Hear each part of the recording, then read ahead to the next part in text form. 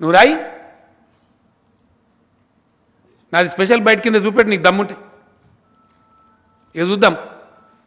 దళితుల రిజర్వేషన్ 19% పెరగాలి, దానికోసం కొత్త రాజ్యాంగం రావాలి తప్పవా? బీసీలు కులగణన చేయాలంటారు, చెయ్యాలి తప్ప వాళ్ళ హక్కులు అడుగుతున్నారు బీసీలు. ఇప్పుడున్న రాజ్యాంగం ఇస్తలేదు, కొత్త రాజ్యాంగంలో పొందుపరచాలని నేను అంటున్నా తప్ప వద్దంటవాను. ఇయ్యాలంటే కూడా దళితులు మేము పేదరికంలో ఉన్నాం అన్నమో రామచంద్ర అంటున్నారు. అంబేద్కర్ గారే చెప్పిండా ప్రగతిశీలంగా ఉండాలని, మార్చుకోవాలని చెప్పిండు ఆయన.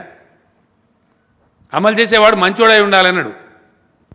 చెట్టు పేరు చెప్పి కాయలు అమ్ముకున్నాడు కాదు, నా పేరు చెప్పి బతుకుడు కాదు, నా స్పిరిట్, అంబేద్కర్ గారి యొక్క స్పిరిట్ ఇంప్లిమెంట్ కావాలని చెప్పిండు ఆయన. ఉందా ఇలా దేశంలో అంబేద్కర్ గారు చెప్పిన స్పిరిట్ ఉందా? అంబేద్కర్ గారు చెప్పిన స్పిరిట్ ఇంప్లిమెంట్ అయ్యింటే గిట్టే ఉంటుందా దళిత జాతి ఇలా దేశంలో?